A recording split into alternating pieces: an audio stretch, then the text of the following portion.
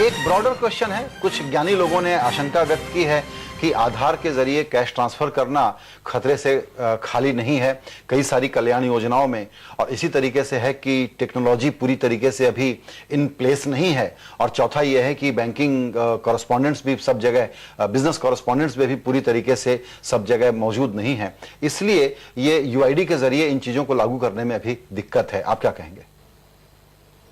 देखिए, इस प्रश्न के और इस शंका के दो पहलू हैं। पहला पहलू तो यह है कि कुछ लोगों का विचार है आइडियोलॉजिकल दृष्टिकोण से कि पीडीएस में कैश ट्रांसफर करना उचित नहीं है, हेल्थ सर्विसेज के लिए कैश ट्रांसफर करना उचित नहीं है। तो ये, इस पर मैं कोई टिप्पणी नहीं करना चाहूंगा क्योंकि ये एक अलग मुद्दा है, ये यूआईडी से संबंधित मुद्दा नहीं है। लेकिन दूसरा मुद्दा जो है वो ये है कि आधार का बायोमेट्रिक ऑथेंटिकेशन का इस्तेमाल करके ये संभव नहीं है। इसके बारे में मैं कहना चाहूंगा कि पिछले 8-9 महीनों के प्रयोगों से ये स्पष्ट हो चुका है कि इसमें कोई परेशानी नहीं है।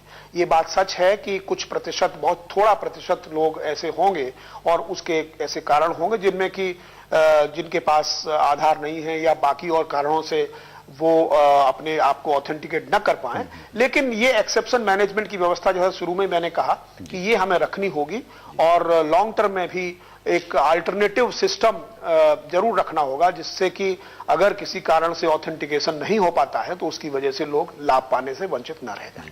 लेकिन मोटे तौर पर जैसे कि ईस्ट गोदावरी जिले में हम लोगों ने देखा कि 95% से अधिक लोगों का पहली बार में ही ऑथेंटिकेशन सिस्टम लागू चल गया। तो इसलिए मुझे कोई शक नहीं है इस बात में कि एक रोल आउट बहुत तेजी से हो सकेगा। ये बात सही है कि बिजनेस कॉरेस्पॉन्डेंट की संख्या को हमें बढ़ाना होगा, माइक्रो एटीएम्स का डिप्लॉयमेंट करना होगा, और इस विषय में माननीय वित्त मंत्री जी ने भी स्पष्ट घोषणा की है कि हमें बहुत एक लार्ज स्केल पर ये बिजनेस कॉरेस्पॉन्डेंट्स का डिप्लॉयमेंट करना होगा, जिससे कि डिस्ट्रीब्यूशन नेटवर्क अच्छा बन सके। बिकॉज ये बात मैं भी मानता हूं कि अगर हम सब्सिडी का केवल कैश ट्रांसफर लोगों के अकाउंट में कर दें और उनको ये सुविधा न दें कि अकाउंट को आसानी से ऑपरेट कर सकेंगे, तो ये एक समस्या लोगों के लिए हो जाएगी। उन राज्यों में जहां अभी इसको लेकर के गतिविधि नहीं है, रिस्पांस नहीं है या उत्साह नहीं है, वहां जाने के लिए इस बैरियर को कैसे तोड़ेंगे? आपने कहा कि सिर्फ 18 जिले या कुछ केंद्र शासित इलाके हैं, बाकी 18 राज्य, बाकी राज्यों का क्या होगा? नहीं, ये तो भारत सरकार की नीति ही है कि पहले फेज में हम 51 जिलों में करेंगे, उसके बाद ये 18 राज्य उनमें करेंगे और उसके अप्रैल के बाद में सारे देश में होगा। तो ये एक रोड मैप तो सरकार ने निर्धारित पहले से कर दिया है और हम उस रोड मैप के लिए पूरी तरह से अपने आप को हम तैयार कर रहे हैं।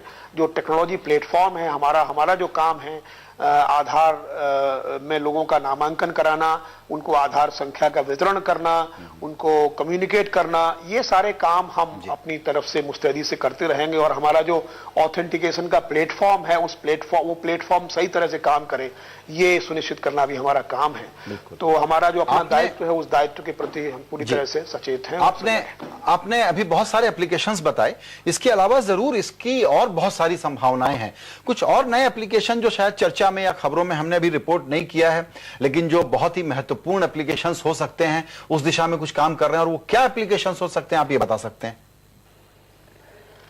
देखिए, ऐसा कोई भी एप्लीकेशन जिसमें कि आपको किसी व्यक्ति का किसी पर्टिकुलर पॉइंट ऑफ टाइम पे प्रेजेंस प्रूव करने की जरूरत हो, वो सारे एप्लीकेशंस में इसका काम हो सकता है।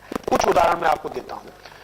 एक उदाहरण है जैसे कि मोबाइल कनेक्शन लेने के लिए आप केवल अपना आधार नंबर और अपना एक अंगूठे का निशान दीजिए, तो उसका जो डॉक्यूमेंट है वो हम डॉक्यूमेंट इलेक्ट्रॉनिकली टेलीफोन कंपनी को भेज देंगे और उस व्यक्ति को इंस्टेंटेनियसली एक्टिवेबल सिम मिल सकता है। ये एक एप्लीकेशन हो गया।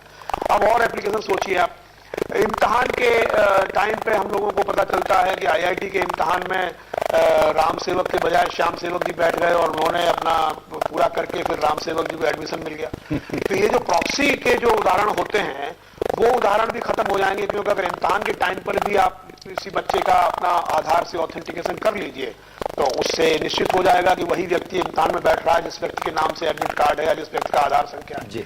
तो ये बहुत सारे अब ये तो मतलब इसका जो सीमा कोई नहीं है, संभावनाएं बहुत है। इमेजिनेशन से ही संभावना है। एक आखिरी सवाल पूछूंगा इसी से जुड़ा हुआ, वो ये कि देखिए अभी हमारे सामने एजेंडा एक इंक्लूजन या एम्पावरमेंट के रूप में है कि इसलिए यूआईडी को लागू किया जाए और देश के लिए सचमुच बहुत अच्छी चीज है, लेकिन मुझे इसकी एक और एप्लीकेशन नजर आती है, वो है law and order, crime investigation.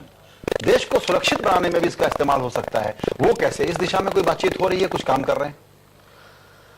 देखिए साहब, हमने तो शुरुआत से यही ये रहा है कि एक यूआईडी एक प्लेटफॉर्म है और ये प्लेटफॉर्म दो सुविधाएं देता है।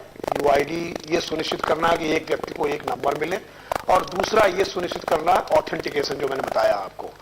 अब इसके एप्लीकेशंस बहुत सारे हैं और हम लोगों को किसी एप्लीकेशन के लिए अपनी सेवाएं देने में कोई क्या ऐतराज हो सकता है अगर इसकी सेवाएं ली जाए, लेकिन कुछ बेसिक बंदिशें हैं।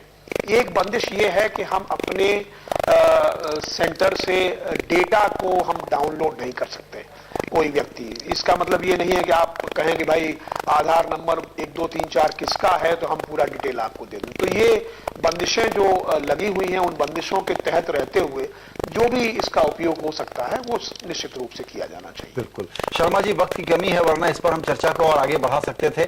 आपसे फिर जल्दी ही दोबारा बात करेंगे। तब तक के लिए 1 जनवरी के आगे यूआईडी के नए मजबूत क्रियान्वयन के लिए आपको बहुत शुभकामनाएं। नमस्कार। संजय जी, आपको और आपके सभी दर्शकों को मेरी तरफ से नए वर्ष की शुभकामनाएं।